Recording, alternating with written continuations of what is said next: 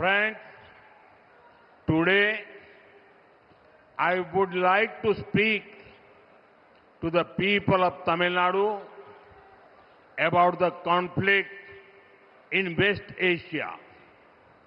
It has affected the whole world's energy supply chain. We believe in the ideology of India first. In any situation, we have seen how our government always puts the interests of Indians above everything. Even in these times, our approach will be the same. There is no need to panic or pay attention to rumors. I would like to appeal to the people, let us spread only correct and verified information. During the COVID pandemic, 140 crore Indians showed the world how mature our nation is. I am confident that as a nation, we will navigate every situation successfully. நண்பர்களே, நான் தமிழ்நாட்டின் மக்களிடத்திலே மேற்கு ஆசியாவில் நடக்கும் போர் பற்றி பேச விரும்புகிறேன். இது உலகின் ஒட்டுமொத்த எரிசக்தி வழங்கல் சங்கிலிகளை பாதித்திருக்கிறது. இந்தியாவுக்கே முதன்மை என்ற கொள்கையிலே நாம் நம்பிக்கை வைத்திருக்கிறோம். எந்த ஒரு சூழ்நிலையிலும் கூட இந்தியர்களின் நலன்களுக்கே முதன்மை அளிப்பது நமது அரசாங்கம் செய்து வந்திருக்கிறது என்பதை நீங்கள் கவனித்திருப்பீர்கள். இந்த சூழ்நிலையிலும் கூட நமது அணுகுமுறை அதே மாதிரிதான் இருக்கும். நீங்கள் யாரும் பயப்பட தேவையில்லை, பீதியடைய தேவையில்லை. வதந்திகளை நம்பாதீர்கள் அன்பர்களே. நாம் சரியான தகவலை மட்டுமே பரப்ப வேண்டும். சரிபார்க்கப்பட்ட தகவலை அதை மட்டுமே பரப்புரை செய்ய வேண்டும் என்று மக்களே நான் உங்களிடத்திலே வேண்டி கேட்டுக்கொள்ளுகிறேன்.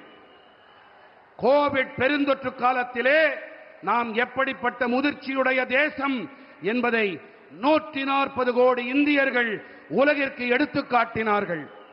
ஒரு தேசம் என்ற வகையிலே ஒவ்வொரு சூழ்நிலையையும் நாம் வெற்றிகரமாக கடந்து செல்வோம் என்பதை நான் உறுதிப்படுத்துகிறேன். World's energy supply chain. We believe in the ideology of India first. In any situation, we have seen how our government always puts the interests of Indians above everything. Even in these times, our approach will be the same. There is no need to panic or pay attention to rumors. I would like to appeal to the people, let us spread only correct and verified information. During the COVID pandemic, 140 crore Indians showed the world how mature our nation is.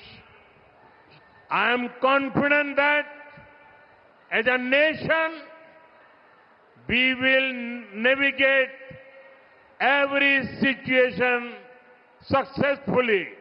நண்பர்களே, நான் தமிழ்நாட்டின் மக்களிடத்திலே மேற்கு ஆசியாவில் நடக்கும் போர் பற்றி பேச விரும்புகிறேன்.